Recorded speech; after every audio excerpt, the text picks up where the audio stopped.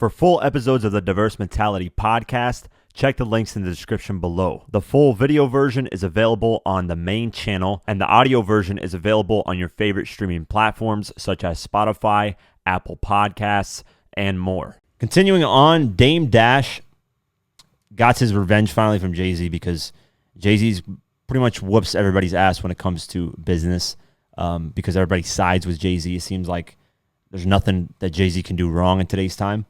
But this is wrong, obviously. Dame Dash owns roc-a-fella and has worked just as hard as Jay-Z to build roc-a-fella as a label.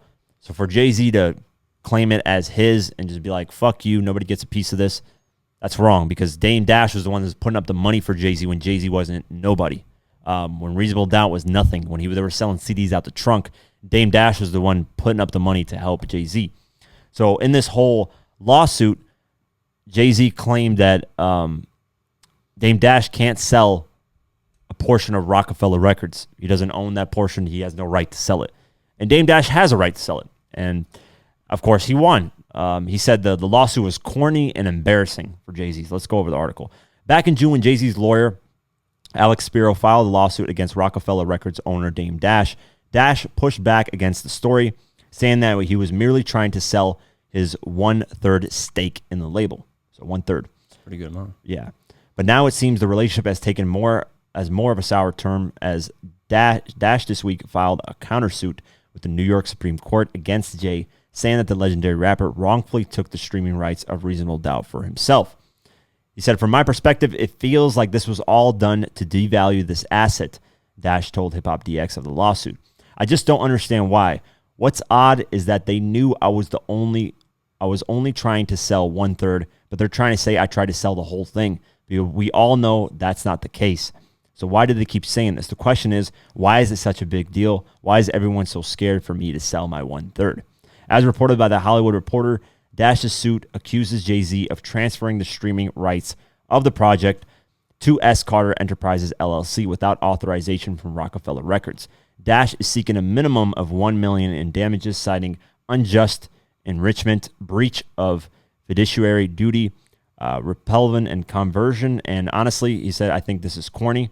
If there's an issue, just call me. Why do I have to hear it? Why do I have to get sued?" Dash went on to say, at the end of the day, he just wants to be allowed to live his life. I don't want to deal with this shit. I just want to go and have the life of being an artist, start working on love, my family. I'm doing things my way. So yeah, see, Jay-Z, that's what I mean by Jay-Z. He tries to control the narrative. He'll push a story out there that isn't accurate. And I've noticed that multiple times. Jay-Z 50's noticed that when it comes with Nas. He always tries to, whenever Nas drops something, Jay-Z will drop something to kind of hinder what Nas is doing because they still have that rivalry. He's always been like that. Even though they're cool now, but it was just weird, man. It's a weird tactic that Jay-Z has. He tries really hard to control everything, and you can't do that, man. Dame Dash worked his ass off too. He's a great guy. A lot of people, of course, because Dame Dash is the one that believed in Kanye West, man. If it wasn't for Dame Dash, Kanye West wouldn't be what the fuck he is right now.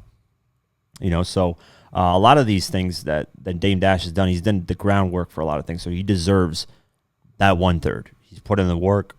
That's. So for him to sell and to say that he's trying to sell the whole thing, that's just corny, man. So shout out to Dame Dash, man. I would love to have him on here. He'd probably overtalk us, and he's pretty hard-headed. Yeah. But it's funny. It's I've never had Breakfast Club interview. It was insane. That shit was wild. That was classic, man.